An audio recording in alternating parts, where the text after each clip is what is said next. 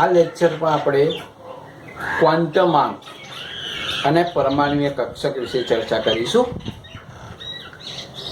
પરમાણુમાં કક્ષકો જે છે મિત્રો, કક્ષા અને કક્ષકમાં શું ફરક છે પહેલાં આપણે થોડુંક એ સમજાવી દઉં. કક્ષા જે છે ને એ માર્ગ છે. ધારો કે નડિયાદથી અમદાવાદ જવું છે તો નડિયાદથી અમદાવાદનો જે હાઈવે છે ને, રોડ જે છે ને, એ કક્ષા છે. હવે હું તમને કહું કે ભાઈ એમાં એક ગાડી 9 વાગે 30-40 કિલોમીટરની ઝડપે નડિયાદથી નીકળીને અમદાવાદ તરફ જાય છે.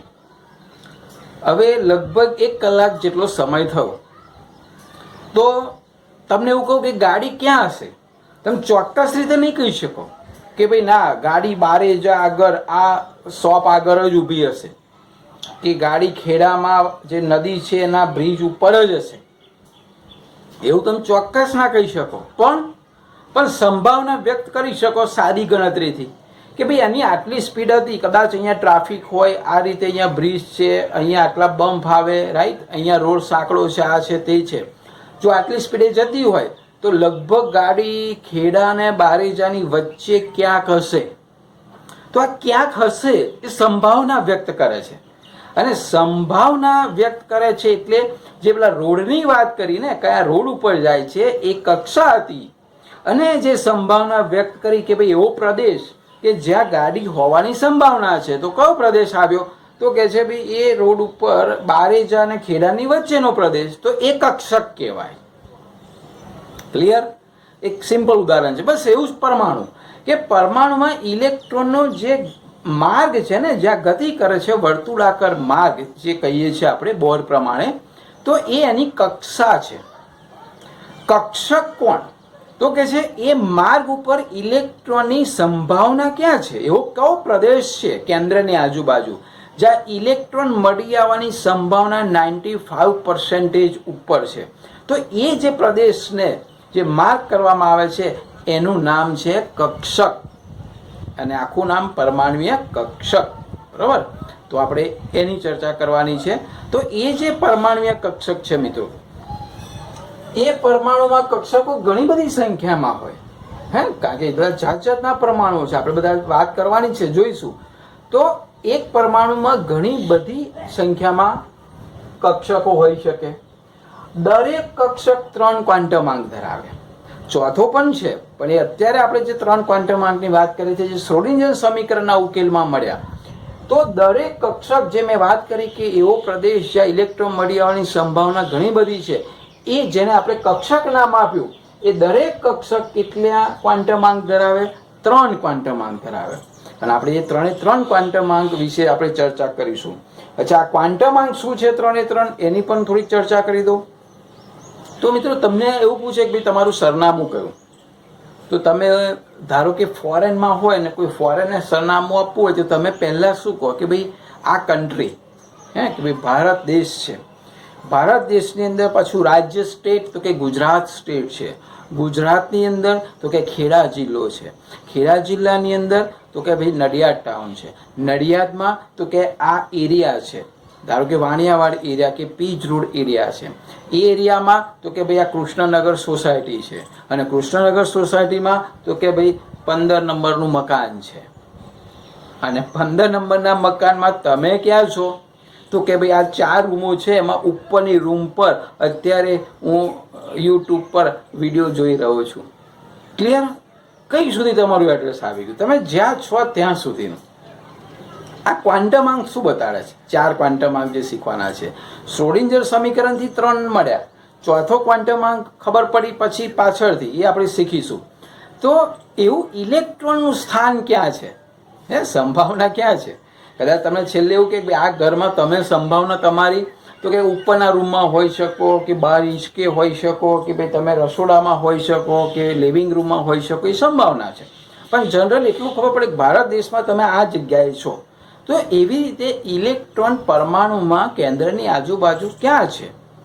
એમાં મેં તમને કહું કે ભાઈ કન્ટ્રી, સ્ટેટ, ડિસ્ટ્રિક્ટ, તાલુકો, રાઈટ, સિટી, અને પછી તમારો એરિયા. એવી રીતે જે એડ્રેસ છે ને આપણે ક્રમ બાય ક્રમ, એવું અહીંયા 4 ક્વોન્ટમાંક એનું એડ્રેસ છે. પહેલો ક્વોન્ટમાંક આવે એટલે તમને ખબર પડે કે ભાઈ હા આ કન્ટ્રી, બીજો ક્વોન્ટમાંકનું મૂલ્ય તમને ખબર પડે કે ભાઈ આ રાજ્ય, ત્રીજા ક્વોન્ટમાંકમાં ખબર પડે કે ભાઈ ના આ તાલુકો, ચોથા ક્વોન્ટમાંકમાં ખબર પડશે કે ભાઈ આ ઇલેક્ટ્રોન અહીંયા છે. તો આ એક જાતનું એડ્રેસ છે, સરનામું. આપણે સ્ટાર્ટ કરીએ. પહેલો ક્વોન્ટમાંક જેનું નામ છે મુખ્ય ક્વોન્ટમાંક, જેની સંજ્ઞા છે n. ઘણી વખત તમે એના દર્શન કરી ચૂક્યા છો આ જ પાઠમાં, રાઈટ? હવે એને પ્રોપર દર્શન પહેલા થઈ ગયા, હવે પ્રોપર શું છે n એ અહીંયા અત્યારે એનો પરિચય મેળવીશું. તો સંજ્ઞા n સ્મોલ n છે. કોની સંજ્ઞા છે? મુખ્ય ક્વોન્ટમ આંકની. ધન પૂર્ણાંક સંખ્યાઓ 1, 2, 3 થી ઇન્ફિનિટી સુધી એના મૂલ્ય હોઈ શકે. હા, એટલે મૂલ્ય યાદ રાખીશું. આ ધન પૂર્ણાંક સંખ્યાઓ બધા જ મૂલ્ય એના હોઈ શકે. શું બતાડે છે? હા, તો આપણી મેઇન વસ્તુ કક્ષકનું કદ બતાડે છે કે ભાઈ તમે ધારો કે જેવી રીતે જિલ્લો કે રાજ્ય ખબર પડે કે ભાઈ કેરાલા તો નાનો પ્રદેશ, ગોવા તો નાનો, મહારાષ્ટ્ર મોટો પ્રદેશ, એવી રીતે અહીંયા થોડુંક તમને અંદાજ આવશે કે n નું મૂલ્ય ખબર પડે ને. 1, 2, 3 કંઈ પણ મૂલ્ય, 7 મૂલ્ય હોય, 3 મૂલ્ય હોય, 2 મૂલ્ય હોય, એ મૂલ્ય ઉપરથી કક્ષકનું કદ નક્કી થશે અને એની ઉર્જા નક્કી થશે. એટલે બે બાબત મેઇન છે કે ભાઈ ઇલેક્ટ્રોનનો n ખબર પડે, એટલે ઇલેક્ટ્રોનનો મુખ્ય ક્વોન્ટમાંક ખબર પડે તો બે બાબતની જાણ તરત થાય કે ભાઈ એ કક્ષકનું કદ કેટલું હશે અને એની ઉર્જા કેટલી હશે. એ ઉદાહરણ આપીને તમે પછી સમજાવું છું, રાઈટ? એક ઇલેક્ટ્રોન ધરાવતી સ્પીસીસ, તો આ એક ઇલેક્ટ્રોન ધરાવતી સ્પીસીસ કોણ હોય? તો તમને હમણાં સમજાવ્યું કે હાઇડ્રોજનનો પરમાણુ જે છે તે, બરોબર. ત્યાર પછી હિલિયમ પ્લસ, લિથિયમ 2+, બેરિલિયમ 3+, આ બધી જે સ્પીસીસ છે ને એ બધાની ઉર્જા અને કદ, જે આપણે આ વાત કરીએ ને કદ અને ઉર્જા, એ માત્ર એના ઉપર જ આધાર રાખે. એ પણ આપણે તમને ખ્યાલ આવશે જેમ શીખશો એમ કે ભાઈ એક ઇલેક્ટ્રોન ધરાવતી સ્પીસીસમાં n ખબર પડી જાય એટલે કે એની ઉર્જા અને કદ ક્લિયર થઈ જાય. કારણ કે એમાં બહુ કક્ષકો જાજી હોતી નથી. એકથી વધારે હોય તો આપણે જે કદ અને ઉર્જાની વાત કરી છે ને એ હજુ આના પછીનો બીજો ક્વોન્ટમાંક આવશે જેને L કહીશું આપણે. એ n ને L ભેગા થઈને નક્કી થાય ઉર્જા. પણ એક સ્પીસીસ, એક ઇલેક્ટ્રોન ધરાવતી સ્પીસીસ માટે તો n જ સર્વસ્વ. હા, હવે અહીંયા આપણે સહેજ માહિતી મેળવીએ. એક મિનિટ.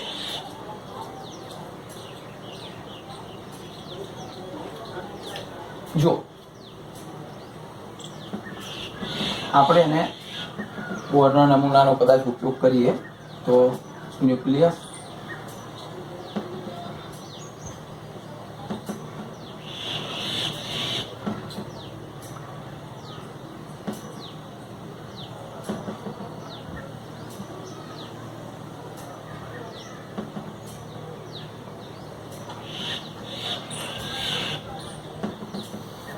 ન્યુક્લિયસ પછી જે છે એને આપણે ક્રમ અનુસાર n બરાબર 1, n બરાબર 2, n બરાબર 3, n બરાબર 4 અપ ટુ ઇન્ફિનિટી. આ જે n બરાબર 1, 2, 3, 4 છે, બરાબર, ધન પૂર્ણાંક સંખ્યા છે, સંજ્ઞા n છે, જે મુખ્ય ક્વોન્ટમાંક દર્શાવે છે, કક્ષકનું કદ અને ઉર્જા નક્કી કરે છે, એક ઇલેક્ટ્રોન ધરાવતી સ્પીસીસ માટે n ઉપર આધાર રાખે. હવે આ કોષ દર્શાવે છે. કોષ એટલે સેલ. આ પ્રથમ કોષ કહેવાય, એટલે first cell, second cell, third cell, fourth cell, infinity. એને સિમ્બોલની ભાષામાં પણ ઘણી વખત લખવામાં આવે છે કે n જે 1 છે ને એને K, સેકન્ડ છે ને L, થર્ડ છે ને M, ફોર્થ છે ને N. એટલે કે પહેલો જે કોષ છે એને કેપિટલ K, બીજો છે એને L, M, N, એટલે K, L, M, N, O, P, Q સુધીના સેલ છે. સિમ્બોલમાં પણ લેવામાં આવે છે. K એટલે n બરાબર 1, n બરાબર 2 એટલે L, M એટલે n બરાબર 3, આવી રીતે, રાઈટ? એટલે આ શું બતાવે છે? કોષ અથવા તો સેલ પણ દર્શાવે છે. પ્રથમ કોષ, બીજો કોષ, ત્રીજો કોષ. આપણે એને સાદી ભાષામાં શું કહે છે? કક્ષા. હા, કોષ એટલે કક્ષા, પહેલી કક્ષા, બીજી કક્ષા, ત્રીજી. હવે જુઓ, આ બહુ ઇમ્પોર્ટન્ટ વસ્તુ છે કે n વધે, જેમ n વધે છે ને મિત્રો, તેમ માન્ય કક્ષકોની સંખ્યા પણ વધે. આ બહુ સમજવા જેવું છે. માન્ય કક્ષકો, કક્ષકો એટલે ઇલેક્ટ્રોન મળી આવવાની સંભાવના, આપણે એના પ્રકાર પછી આના પછી શીખીએ છીએ.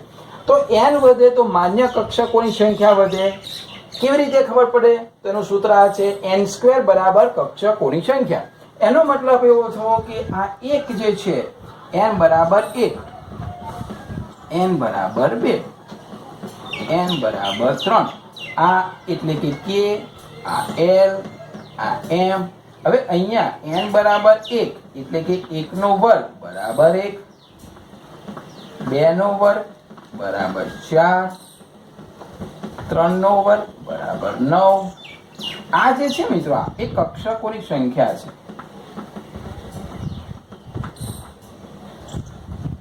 જો આ મુદ્દો ફરી જુઓ, n વધે તો માન્ય કક્ષકોની સંખ્યા વધે. એટલે કે આ પહેલી કક્ષક છે ને, પહેલી એમાં એક જ કક્ષક છે, નામ આપણે કરીએ છીએ નામકરણ. બીજું જે છે બીજું એટલે બીજી કક્ષા, બીજો કોષ જેને કહેવાય, એમાં કેટલી કક્ષકો છે? 4. હા, એટલે જો n વધે એમ કક્ષકોની સંખ્યા વધે. ત્રીજી છે એમાં 9, ચોથીમાં કેટલી હશે? 16, રાઈટ. આગળ પાંચમામાં કેટલી હશે? 25. ટૂંકમાં આનો વર્ગ જેટલી કક્ષકોની સંખ્યામાં હોય છે. એટલે જેમ n વધે તો માન્ય કક્ષકોની સંખ્યા વધે.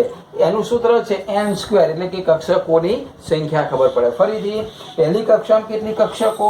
1, બીજા કોષમાં કેટલી? 4, ત્રીજામાં કેટલી? 9 કક્ષકો છે. આગળ n વધે તો કક્ષકનું કદ વધે. તમે જુઓ, આ n અહીંયા છે તો કક્ષક જે હશે આ જગ્યાએ એનું કદ જુઓ. અચ્છા, આ n3 છે, અહીંયા જે કક્ષક હશે એનું કદ કેન્દ્રથી એટલે વધે છે. જુઓ, જેમ n વધે તેમ એમાં રહેલી કક્ષકોનું કદ શું થાય? વધતું જાય. કારણ કે ઇલેક્ટ્રોન મળી આવવાની સંભાવના સેન્ટરથી શરૂ થાય છે, બરાબર. જેમ આગળ જાય એમ શું થાય? વધતું જાય. અને ઇલેક્ટ્રોન કેન્દ્રથી વધુ દૂર હોય એટલે કે આપણે આગળ જ્યારે કક્ષકો શીખીશું, કક્ષકોના નામની અંદર n ના મૂલ્ય ઉપરથી ખબર પડશે કે ભાઈ n ના મૂલ્ય 1માં જે કક્ષક છે અને n3 વાળી જે છે એમાં જે કક્ષકનો ઇલેક્ટ્રોન છે આના કરતા દૂર હશે. સીધી વસ્તુ છે ને. ચોથા નંબરની કક્ષકમાં અહીંયા કોઈ ઇલેક્ટ્રોન હશે એ બીજા નંબરની કક્ષક કરતા દૂર હશે. ટૂંકમાં n વધે તો કક્ષકનું કદ વધે. કક્ષકનું કદ વધેનો મતલબ ઇલેક્ટ્રોન કેન્દ્રથી વધુ દૂર જાય. એટલે એવું કેવું હોય કે ભાઈ n બરાબર 1 થી n બરાબર 3 નો ઇલેક્ટ્રોન દૂર હશે, રાઈટ. એટલે એ વાત કે છે. બીજું, n વધે તો ઉર્જા વધે. આપણે એ પણ શીખ્યા હતા કે ભાઈ તમે જેમ આગળ જાઓ તેમ ઇલેક્ટ્રોનની ઉર્જા શું થાય? વધતી જાય. જેમ કેન્દ્રની નજીક આવો એમ ઇલેક્ટ્રોનની ઉર્જા શું થાય? ઓછી થતી જાય, રાઈટ. તો જેમ ઉર્જા આગળ જાવ તેમ વધતી જાય. તો n વધે તો ઉર્જા વધે. અને છેલ્લો ઇમ્પોર્ટન્ટ પોઈન્ટ, 2n² એ જે તે શક્તિ સ્તરમાં ઇલેક્ટ્રોનની સંખ્યા બતાવે. આ n² હતા. જો હવે આપણે આગળ પણ એક શીખવાના છે કે એક કક્ષકમાં વધારે વધારે 2 જ ઇલેક્ટ્રોન આવે, એનાથી વધારે ના આવે. તો પહેલી કક્ષામાં કેટલા ઇલેક્ટ્રોન આવે? તો એને 2n². n² તો આપણે કર્યો 1 નો વર્ગ એટલે 1, અહીં 2 વડે ગુણી નાખો એટલે 2. એટલે પહેલી કક્ષામાં માત્ર 2 જ ઇલેક્ટ્રોન હશે. બીજી કક્ષામાં n² તો કર્યો, એને 2 વડે ગુણો એટલે 4 દુ 8, એટલે બીજી કક્ષામાં 8 ઇલેક્ટ્રોન હશે. ત્રીજી કક્ષામાં 9 દુ 18 ઇલેક્ટ્રોન હશે. ચોથી કક્ષામાં કેટલા હશે? 32 ઇલેક્ટ્રોન હશે. એટલે અહીંયા પહેલી કક્ષામાં 2 ઇલેક્ટ્રોન હોય, બીજી કક્ષાની અંદર કેટલા હશે? 8 ઇલેક્ટ્રોન હશે. ત્રીજી કક્ષામાં કેટલા હશે?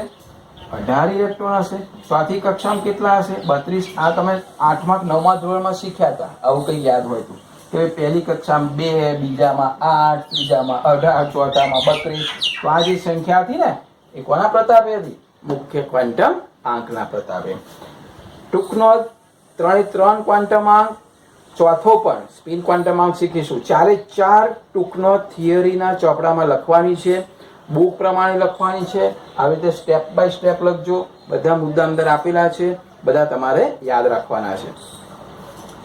અને જે થિયરી આપણે જે બોર્ડમાંથી જે લખો છો ચોપડામાં, બરોબર, એ આ રીતે લખજો. કારણ કે છેલ્લે ફાસ્ટ રિવિઝન કરવાનું હશે તો તમને તરત જ એક નજરમાં ખ્યાલ આવી જશે. તો આ જે ટૂંકનોંધ હતી એ કઈ હતી? મુખ્ય ક્વોન્ટમ આંક. આ ઇલેક્ટ્રોનનું પ્રોપર જગ્યા ક્યાં છે બતાડે છે. હવે આપણે ડીપમાં જઈશું કે ભાઈ રાજ્ય તો ખબર પડી ગઈ, પણ રાજ્યમાં જિલ્લો કયો, જિલ્લામાં તાલુકો કયો, તાલુકામાં સિટી કઈ, સિટી સોસાયટી કઈ, રાઈટ? ત્યાં સુધી આપણે જઈએ છીએ. તો આ બહુ ફાસ્ટ મેઇન વસ્તુ આ છે મિત્રો. બીજો મુદ્દો કે કક્ષકનું કદ અને એનું ઉર્જા નક્કી કરે છે. સંજ્ઞા n છે અને બધી ધન પૂર્ણાંક છે, એટલે n0 ના હોય, n માઇનસ ના હોય, n હંમેશા ધન પૂર્ણાંક છે. એને કહેવાય મુખ્ય ક્વોન્ટમ આંક. મુખ્ય એટલા માટે એના પછી બીજા શરૂ થાય છે. આના મૂલ્ય ખબર પડે તો જ એના પછીનો બીજો છે એમાંથી ઉત્પન્ન થાય છે, એટલે આને મુખ્ય ક્વોન્ટમ આંક કહ્યું છે. જોઈ લઈએ.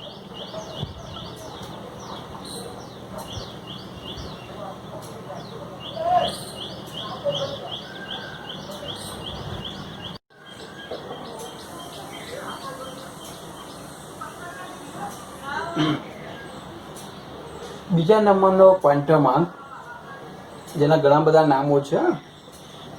ગૌણ ક્વોન્ટમ આંક, એઝિમ્યુથલ ક્વોન્ટમ આંક, કોણીય વેગમાન ક્વોન્ટમ આંક અથવા તો સહાયક ક્વોન્ટમ આંક. જનરલી આપણે છે ને એને કોણીય વેગમાન ક્વોન્ટમ આંક તરીકે ખાસ લઈશું આપણે, રાઈટ? પહેલો જોયો આપણે મુખ્ય ક્વોન્ટમ આંક, જેનો સિમ્બોલ હતો સ્મોલ m. આ જે છે કોણીય વેગમાન ક્વોન્ટમ આંક, જેની સંજ્ઞા જે છે ને એ સંજ્ઞા સ્મોલ l છે, બીજી એબીસીડીમાં l એની સંજ્ઞા છે. હવે જેવી રીતે મુખ્ય ક્વોન્ટમ આંક તમને ઉર્જા અને કદ ખબર પડતી હતી, અહીંયા કક્ષકના ત્રિપરિમાણીય આકાર ખબર પડે છે. આ આકાર આપણે હવે આના પછીના જ્યારે લેક્ચર આવશે ત્યારે એમાં જોઈશું. મેં તમને કહ્યું 3 પાર્ટ છે, એમાં પરમાણુય કક્ષકોના જે આકાર છે એ આપણે ડ્રો કરીશું, ત્યારે તમને ખ્યાલ આવશે કે ભાઈ કેવા આકારની હોય છે. તો એ કક્ષકના ત્રિપરિમાણીય આકાર વિશે માહિતી આપે છે. કેવી રીતે? તો આ n ના મૂલ્ય ઉપર આધારિત છે. n નું મૂલ્ય, n એટલે મુખ્ય ક્વોન્ટમ આંક, n ના મૂલ્ય માટે l જે છે, l કે કોણીય વેગમાન ક્વોન્ટમ આંકના મૂલ્યો કેટલા હોય છે? તો 0 થી શરૂ કરીને n-1 સુધીના આવી શકે. n ના મૂલ્યો કયા કયા હતા? ધન પૂર્ણાંક સંખ્યા 1, 2, 3, 4 અપ ટુ ઇન્ફિનિટી. તો l ના મૂલ્યો કોના ઉપર આધાર રાખે? n ના મૂલ્ય ઉપર. n ના મૂલ્ય ઉપરથી l ના મૂલ્ય કેવી રીતે શોધાય? એના મૂલ્યો ક્યાં હોય? 0 થી શરૂ કરીને n-1 સુધી. એટલે કે l નું મૂલ્ય 0 પણ હોઈ શકે, 1 પણ હોઈ શકે, 2, 3, ક્યાં સુધી? n જેટલું ના હોય, હંમેશા n કરતા 1 ઓછું હોય. તો આ એના મૂલ્યો છે. હવે આપણે પેટાકોષની વાત કરી, એ પેટાકોષની સંખ્યા જે વાત કોષની વાત કરી છે, n બરાબર 1, 2, 3, બરાબર? પહેલો કોષ, બીજો k, l, m, n કોષ. તો પહેલા કોષ સિવાયના બાકીના કોષો જે છે એમાં પેટાકોષો આવે છે. એટલે કે એ જે કોષ છે એમાં બીજો એક કોષ, એટલે કે પેટાકોષ, જેને આપણે કક્ષકો પણ કહીએ છીએ. તો એની સંખ્યા કેટલી હોય? તો કે મુખ્ય જે કોષ છે એમાં પેટાકોષની સંખ્યા n જેટલી હોય. એનો મતલબ એવો થયો કે n બરાબર 1, તો એમાં પેટાકોષ 1, એટલે કક્ષકની વાત કરીએ. n બરાબર 2, તો એમાં પેટાકોષના પ્રકાર જે છે એમાં 2 પ્રકારના હોય. n બરાબર 3, તો એમાં 3 પ્રકારની કક્ષકો હોય. n બરાબર 4, તો એ કોષની અંદર 4 પ્રકારની પેટાકોષો હોય, રાઈટ? તો આપણે એની સંખ્યા અને આ મૂલ્ય જોઈ લઈએ. ચલો, સૌથી પહેલા આપણે વાત કરીએ n બરાબર 1, એટલે કે આ પ્રથમ કોષની વાત કરીએ આપણે. એવી રીતે બીજો કોષ પણ લઈશું, જેને આપણે n બરાબર 2 કહીએ. એવી રીતે ત્રીજો કોષ આવશે, n બરાબર 3, રાઈટ? એવી રીતે ચોથો કોષ આવશે.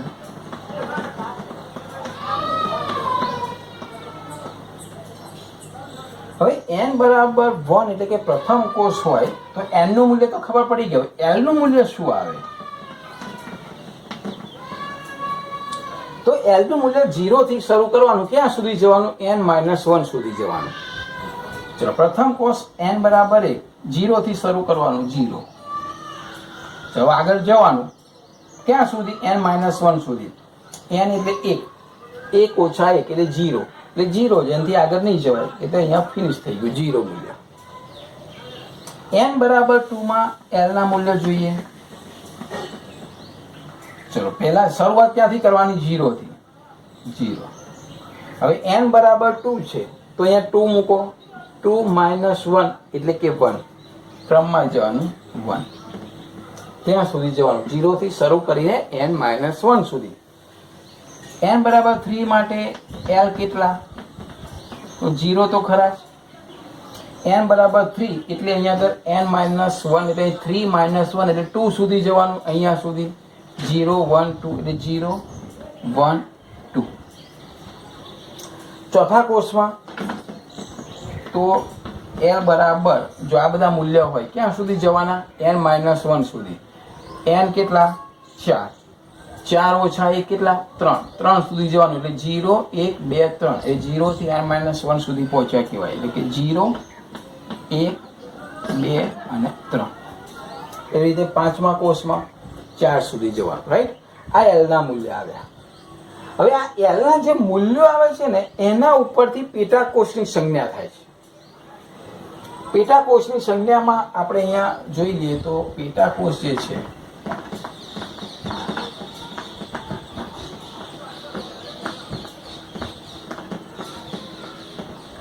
બરોબર, એ જોઈ લે કેવી રીતે હોય છે. તો l નું મૂલ્ય 0 હોય ત્યારે, l નું મૂલ્ય 1 હોય ત્યારે, l નું મૂલ્ય 2 હોય ત્યારે, l નું મૂલ્ય 3 હોય ત્યારે, 4 5 6 રાઈટ, એવા અપ ટુ. l નું મૂલ્ય 0 હોય ને ત્યારે એને સિમ્બોલની અંદર s કક્ષક કહેવાશે. એક હોય p સ્મોલ છે બધા, d f g h 5 સુધી આપણે આ એની સંજ્ઞા છે.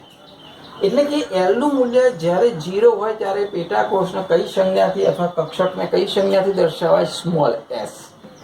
l નું મૂલ્ય 1 હોય ત્યારે p, l નું મૂલ્ય 2 હોય ત્યારે d, l નું મૂલ્ય 3 હોય ત્યારે f, l નું મૂલ્ય 4 હોય ત્યારે g, l નું મૂલ્ય 5 હોય ત્યારે h. તો આ સંજ્ઞા જે છે, આ બધું મેં લખ્યું છે s p d f g, એ બધી પેટાકોષ એટલે કે કક્ષક, આપણે જેની વાત કરીએ ને કક્ષક, એના આકાર પછી શીખવાના છે. તો એ કક્ષક છે. આ s કક્ષક, p કક્ષક, d કક્ષક, f કક્ષક, g કક્ષક, h કક્ષક.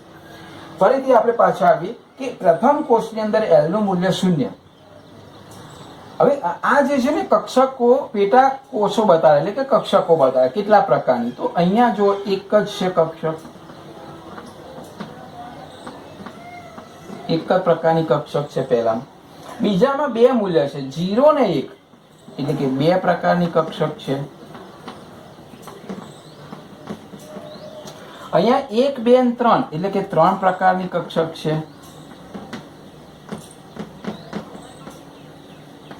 અહીંયા 4 પ્રકારની કક્ષક છે. આ સંખ્યા ક્યાંથી આવી? તો આ લખી જો, મુખ્ય કોષમાં પેટાકોષની સંખ્યા કેટલી? n જેટલી. ચલો પ્રથમ કોષ n ની સંખ્યા કેટલી? 1, તો અહીંયા 1 કક્ષક, 1 પ્રકારની કક્ષક. બીજામાં n બરાબર 2 તો અહીંયા 2 પ્રકારની કક્ષક. n બરાબર 3 તો 3 પ્રકારની કક્ષક. n બરાબર 4 તો 4 પ્રકારની કક્ષક. રાઈટ? એટલે કે મુખ્ય કોષમાં પેટાકોષની સંખ્યા કેટલી? તો અહીંયા એના n જેટલી તમને એ દર્શાવે છે.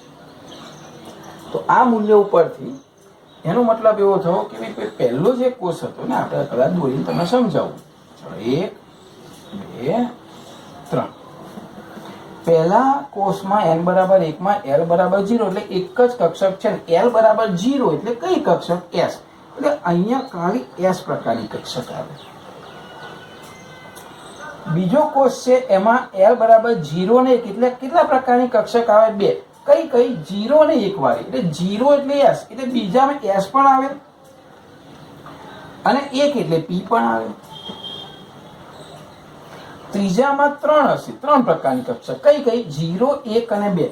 એટલે 0 એટલે s, ત્રીજામાં s તો છે જ, 1 છે એટલે p પ્રકારની પણ કક્ષક છે, 2 છે એટલે d પ્રકારની પણ કક્ષક છે. ચોથો કોષ જે હશે એમાં કયા પ્રકારની હશે? તો કે એસ એ હશે. આ જે છે એ એસ કક્ષક છે એટલે એસ પણ હશે. આ પી કક્ષક બતાડેલી પી પણ હશે. આ ડી કક્ષક બતાડેલી ડી પણ હશે. આ એફ કક્ષક બતાડેલી એફ હશે. રાઈટ? આ છે કોણીય વેગમાન ક્વાંટમાંક એલ, જેને ગૌણ ક્વાંટમાંક પણ કહેવાય, એચિમિથ્યુઅલ ક્વાંટમાંક પણ કહેવાય. પ્રથમ કોષમાં એલ નું મૂલ્ય, આ બીજા કોષમાં એલ નું મૂલ્ય, આ ત્રીજા કોષમાં એલ નું મૂલ્ય, આ ચોથા કોષમાં એલ નું મૂલ્ય.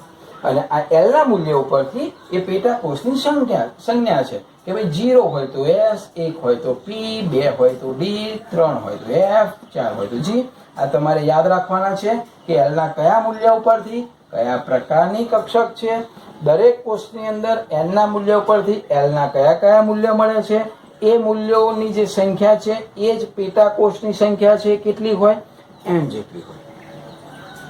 એનો સાર છે કે ભાઈ પહેલું જે કોષ છે એ કોષમાં એક જ પ્રકારની કક્ષક છે એસ, બીજો છે એમાં એસ અને પી છે, ત્રીજો છે એમાં એસ પી ડી છે, ચોથો છે એમાં એસ પી ડી અને એફ છે. રાઈટ? તો આ જે વસ્તુ હતી એ પેટા કોષો હતા. બરોબર? આના પહેલાની એન હતો એ કોષ બતાડે છે. આ કોણીય વેગમાન ક્વાંટમાંક શું બતાડે છે? પેટા કોષની વાત કરે છે. પેટા કોષો પ્રકાર જોયા આપણે એસ પી ડી એફ, જેને પરમાણુય કક્ષકો કહીએ છીએ. અને આપણે થોડુંક ઉદાહરણની મદદથી પણ સમજીએ કે ભાઈ પહેલી, બીજી, ત્રીજી કક્ષાની અંદર જે કક્ષકો છે એની સંજ્ઞા કેવી રીતે લખાય, આપણે એ પણ જોઈએ.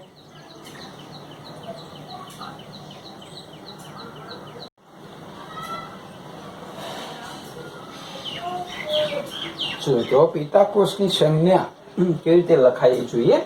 એના પહેલા આપણે ફરી અહીંયા જોઈ લે કે n બરાબર 1 તો l ના મૂલ્ય કેટલા હતા? 0. n બરાબર 2 તો l ના મૂલ્ય કેટલા હતા?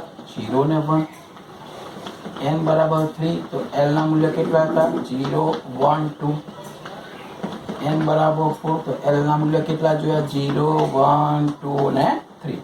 ક્લિયર? હવે સંજ્ઞામાં કેવી રીતે લખવાના? n બરાબર 1 હોય ત્યારે l નું મૂલ્ય 1 જ છે. રાઈટ? તો એનો મતલબ n બરાબર 1 તો l નું મૂલ્ય ખાલી 0. n નું મૂલ્ય 2 હોય ને ત્યારે બે મૂલ્યો છે 0 ને 1, એટલે એક 0 લઈએ અને એક 1 લઈએ. બરાબર? બધી પેટા કોષના સંકેતો લઈએ. n બરાબર 3 હોય ત્યારે કેટલી વખત એના 3 છે, એટલે કે l નું મૂલ્ય n નું જ્યારે 3 હોય ત્યારે 0 પણ હોય, 1 પણ હોય અને 2 પણ હોય. 0, 1, 2. n બરાબર 4, 1, 2, 3, 4, એટલે 1, 2, 3 અને 4. અહીંયા 0, અહીંયા 1, અહીંયા 2 અને અહીંયા 3. આ મૂલ્ય છે. આપણે મૂલ્યો ઉપરથી પેટા કોષના સંકેતો તમે લખતા આવડવું જોઈએ અને પેટા કોષના સંકેતો ઉપરથી મૂલ્ય ખબર હોવી જોઈએ. આપણે બંને આવડવું જોઈએ. તો આ n જે છે એના નંબર લખેલા છે. આ કોની સંખ્યા બતાવે છે? શું છે આ? તો કે છે પેલા કોષ KLMNO. આ પહેલો કોષ, બીજો કોષ, આ ત્રીજો કોષ, ચોથો કોષ. એમાં L શું બતાવે છે? પેટા કોષ. પહેલામાં એક જ પ્રકાર, બીજામાં 2 પ્રકાર, ત્રીજામાં 3 પ્રકાર, ચોથામાં 4 પ્રકાર. હવે સિમ્બોલ આપણે શીખ્યા હતા, યાદ હોય તો ફરી યાદ કરી દો કે ભાઈ L નું મૂલ્ય જે હતું, L નું મૂલ્ય એ L નું 0, 1, 2, 3, 4. જો 0 હોય તો S, 1 હોય તો P, 2 હોય તો D, F અને G. ચલો આ મૂલ્યનો ઉલ્લેખ કરીને લખીએ આપણે કેવી રીતે સંજ્ઞા લખવામાં આવે છે. તો આ મુખ્ય ક્વોન્ટમ આંકનો નંબર પહેલો લખવામાં આવે છે, એટલે કે અહીંયા 1. અને L નું મૂલ્ય લખવામાં નથી આવતું પણ એની સંજ્ઞા લખવામાં આવે છે. L નું મૂલ્ય કેટલું છે? જો 0 તો કઈ સંજ્ઞા? S. તો આને આપણે કહીશું 1s. ચલો ફરીથી n નું મૂલ્ય પહેલું 2, એટલે આ જે સિમ્બોલ છે કે n નું મૂલ્ય 2 અને L નું મૂલ્ય 0. L નું મૂલ્ય 0 એટલે s, એટલે આ કક્ષક થઈ 2s. આવડે છે ને? આ રીતે પ્રેક્ટિસ કરો. ચલો લખાવો, તમે બોલતા જાઓ. શું હશે અહીંયા? 2 તો 2 લખવાનું. હવે 1 છે. 1 એટલે કોણ? P. તો આ 2p. ક્લિયર? ચલો આગળ. હવે અહીંયા 2 થઈ ગઈ. હવે 3 આવ્યો એટલે અહીંયા 3. ચલો 0 યાદ હશે S. ચલો ફરી 3, 1 એટલે કે P, તો ફરી 3, 2 એટલે કે D. એટલે ત્રીજા નંબરનો જે કોષ છે ને એમાં 3 પ્રકારની કક્ષકો, 3s, 3p અને 3d. બીજા નંબરમાં 2 પ્રકારની, 2s અને 2p. પહેલા નંબરમાં 1s. ચલો 4th ની અંદર એટલે પહેલા 4 લખીશું, 0 એટલે s, 4p, 2 4d અને 4f. હશે લખતા આ રીતે? એટલે આ મૂલ્ય ઉપરથી આ લખતા આવડવું જોઈએ, આના મૂલ્ય ઉપરથી આ લખતા આવડવું જોઈએ કે ભાઈ આ 3s છે એમાં n નું મૂલ્ય કેટલું, તો આ n નું મૂલ્ય બતાવે 3 અને s એટલે 0 એટલે l નું મૂલ્ય 0. બરાબર? તો 3d નો મતલબ શું? આ 3n બતાવે. આ d એટલે અહીંયા જો d ની સામે કેટલા છે 2, તો l નું મૂલ્ય કેટલું 2, તો 3d ની સામે l નું મૂલ્ય 2. પ્રેક્ટિસ ખાસ કરજો. આમાંથી આ બનાવજો, આમાંથી આ બનાવજો. બરોબર? હવે આ કેવી રીતે ગોઠવેલી છે કક્ષકો, તો એ હું તમને થોડી સમજણ પાડી દઉં.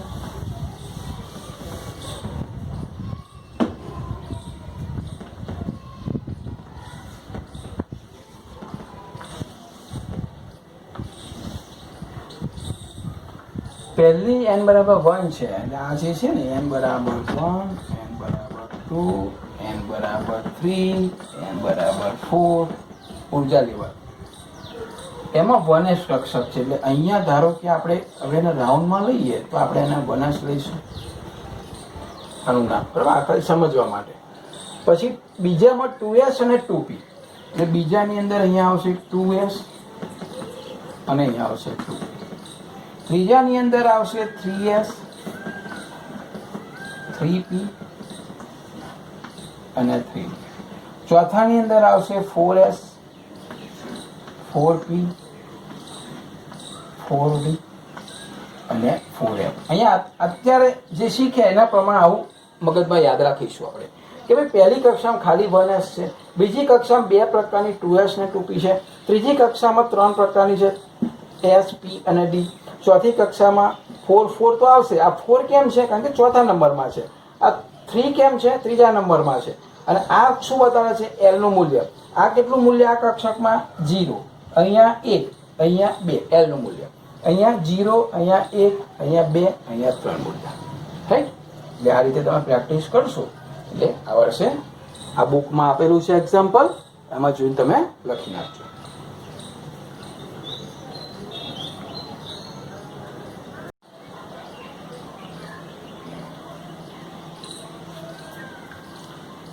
વિદ્યાર્થી મિત્રો, ત્રીજા નંબરનો જે ક્વોન્ટમ છે એનું નામ છે ચુંબકીય કક્ષકીય ક્વોન્ટમાંક. આખું ના બોલવું હોય તો ચુંબકીય ક્વોન્ટમાંક.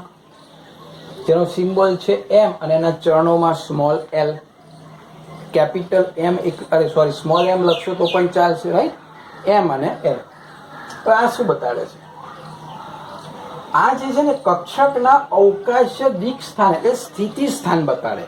આપણે આકૃતિઓ જોઈશું ને ત્યારે તમને ખ્યાલ આવશે કે ભાઈ કક્ષકની જે પેટા કક્ષકો છે એના પણ જે પ્રકાર છે એ પ્રકારની અલગ અલગ કેવી ત્રિપરિમાણીય આકૃતિ છે. ઇલેક્ટ્રોન સ્થાન યામ ભૂમિતિની અંદર ક્યાં હોઈ શકે અવકાશની અંદર, એટલે કે કક્ષકના અવકાશીયનું સ્થિતિ સ્થાન દર્શાવે છે. એ આકૃતિમાં આપણને વધારે ખ્યાલ આવશે.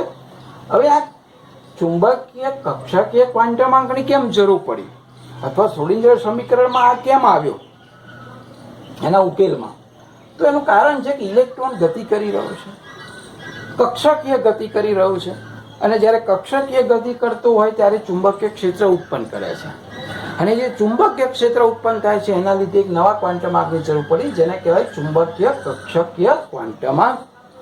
કક્ષકીય ગતિ કરે છે, ચુંબકીય ક્ષેત્ર ઉત્પન્ન કરે છે, એટલે નવો ક્વોન્ટમાંકની જરૂર પડી, એટલે નામ આપ્યું ચુંબકીય કક્ષકીય ક્વોન્ટમ આંક. રાઈટ? અને મેગ્નેટ ઉપરથી m અને l એના ઉપરથી સિમ્બોલ આવે છે. ના બે ક્લિયર? હવે મૂલ્યની વાત છે કે એનું મૂલ્ય કેટલા શક્ય છે.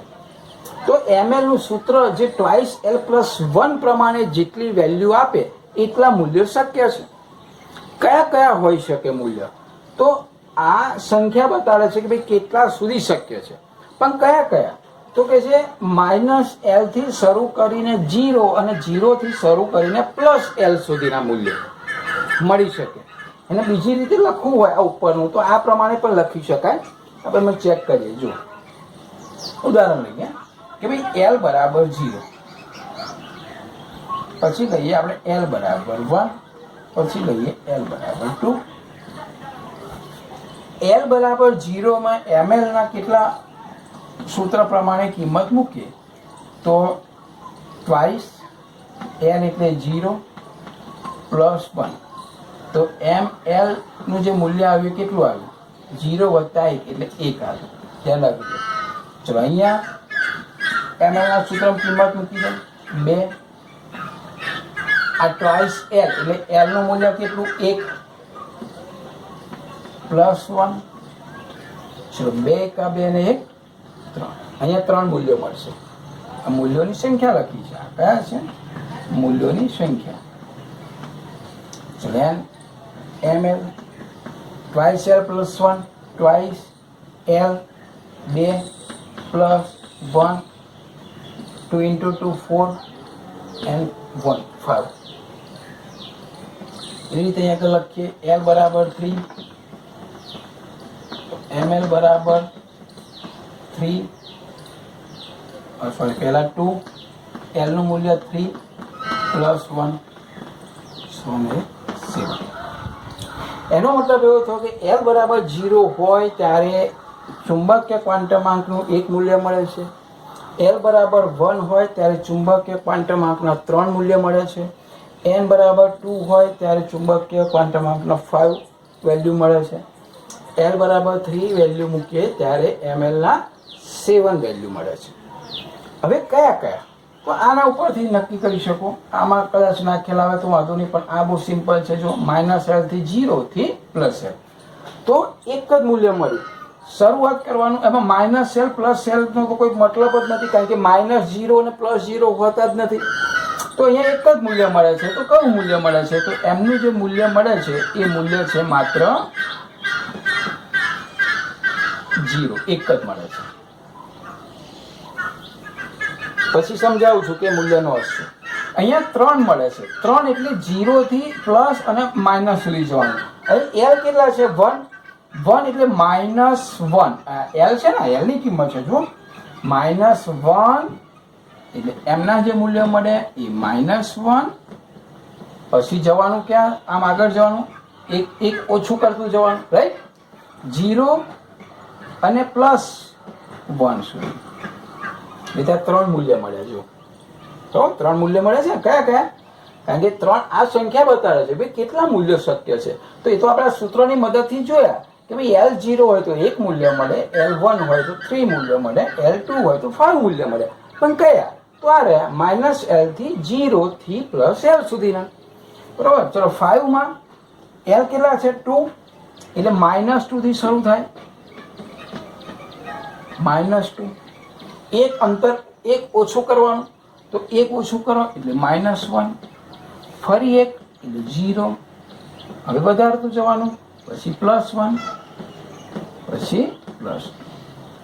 જો અહીંયા L સુધી જવાનું, +L એટલે +2 સુધી જવાનું, પછી +1, પછી 0, પછી ક્યાં સુધી જવાનું? L સુધી. તો L કેટલા છે? 2 એટલે -2 -1 0 સંખ્યા રેખા પ્રમાણે, વચ્ચે 0, એક બાજુ પ્લસ ને એક બાજુ માઇનસ. એટલે અહીંયા જે તમને મળે ને એકી સંખ્યા મળે. જો 1 3 5 7 9 11 એકી સંખ્યામાં મળે તમને, રાઈટ? અને 0 થી બંને બાજુ સરખી સંખ્યામાં જવા.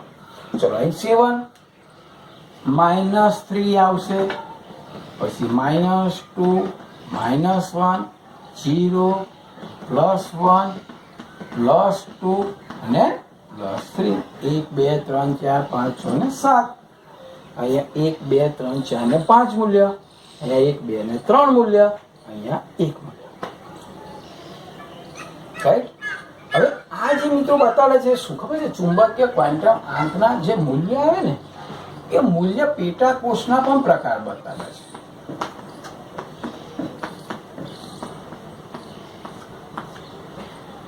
કોષમાં આપણે પેટાકોષ જોયા, કયા કયા જોયા? એસ, પી, ડી, એફ. આ પેટાકોષ હતા. એના પણ પ્રકાર બતાડે. એટલે કે જ્યારે m બરાબર 0 હોય ને ત્યારે આ ખાલી એક જ પ્રકાર છે અને આ એસ પ્રકાર છે. m જ્યારે 3 મૂલ્ય હોય ત્યારે 3 પ્રકારની કક્ષકો આપણે બતાડે, પી એક્સ, પી વાય અને પી ઝેડ. આમે તમને ખબર છે કે L0 હોય તો કઈ કક્ષક થઈ? S. L1 હોય તો કઈ હોય? P. L2 હોય તો કઈ હોય? D. એટલે આ જે છે ને 5 એ 5 એ કયા પ્રકારની હશે? ડી પ્રકારની. પણ નીટમાં જોઈશું કે ડીમાં 5 એ 5 કયા કયા પ્રકારની છે, બરોબર? તો બુકમાં નથી જરૂર, એટલે આપણે ખાલી ડી કક્ષક રાખીએ. તો આ જે છે ને મિત્રો, એ કોના પ્રકાર છે? એફ. એનો મતલબ એવો થયો કે L બરાબર 0 જો m નું મૂલ્ય 1 આવે તો S નો એક જ પ્રકાર છે, કોઈ પેટા પ્રકાર નથી. L બરાબર 1 તો તમને ખબર છે, આપણે શીખ્યા ને, તો L બરાબર 1 એટલે P કક્ષક અને m ના મૂલ્ય કેટલા મળે? 3. એટલે P 3 પ્રકારની પેટા કક્ષકો છે. જે પેટા કક્ષક P છે 3 પ્રકાર છે, PH, PY અને PZ. એના આકારે જુદા જુદા છે, આપણે શીખીશું. ત્યાર પછી L બરાબર જે 2 છે એટલે કઈ કક્ષક થઈ? આ ડી થઈ ને. તો ડી કેટલા પ્રકારની છે? જો 1, 2, 3, 4 અને 5 પ્રકારની ડી કક્ષકો છે. એની પણ ઉર્જાને આકાર શીખીશું. F L બરાબર 3 હોય એટલે કઈ કક્ષક? F. તો F ના m ના મૂલ્યો મળે છે 7. તો F કેટલા પ્રકારની છે? 7 પ્રકારની છે. જે રીતે નામ છે ને PX, PY, PZ, એવી રીતે ડી ના 5 નામ છે, F ના 7 નામ છે. તો આ જે બતાડે છે કોણ છે? ચુંબકીય કક્ષકીય ક્વાન્ટમાંક. ફરી યાદ કરી લઈએ ફટાફટ. આ કક્ષકના અવકાશીય સ્થિતિસ્થાન બતાડે છે. આપણે આકૃતિમાં વધારે ખ્યાલ આવશે. ઇલેક્ટ્રોન પોતે ગતિ કરે છે, કક્ષકીય ગતિ કરે છે, એટલે કે ચુંબકીય ક્ષેત્ર ઉત્પન્ન થાય છે. એટલે કે આ ક્વાન્ટમનું નામ ચુંબકીય કક્ષકીય ક્વાન્ટમાંક પડ્યું. સિમ્બોલ છે ml. એનું મૂલ્યનું સૂત્ર તમારે ખાસ યાદ રાખવાનું છે કે ટ્વાઇસ L + 1 ઉપર એટલા મૂલ્યો શક્ય બને. મૂલ્યો લખવાના કેવી રીતે? તો -L થી શરૂ કરીને 0 થી +L સંખ્યા રેખા પ્રમાણ લખીશું આપણે. L બરાબર 0 તો 1 મૂલ્ય મળે, એટલે કે S જ પ્રકારની કક્ષક. L 1 હોય ત્યારે કિંમત મૂકો, 3 મૂલ્યો મળે. આ 3 મૂલ્યો છે. 3 પ્રકારની કક્ષક થઈ પી. L 2 છે, સૂત્રમાં મૂકો 5 મળશે. D 5 પ્રકારની કક્ષકો છે. અહીંયા L 3 હોય ત્યારે સૂત્રમાં મૂકો 7 પ્રકારની F કક્ષકો છે. અને આ પેટા કક્ષકોના પ્રકાર. ફરીથી પ્રકાર S નો કોઈ પ્રકાર નથી, માત્ર S. P 3 પ્રકારની હોય, PX, PY, PZ. D 5 પ્રકારની હોય, F 7 પ્રકારની હોય. એટલે કે આ ચુંબકીય ક્વાન્ટમમાં પેટા કક્ષકોના પણ પ્રકાર બતાવે છે. રાઈટ? તો આ ખાસ તમે તૈયાર કરી લેજો.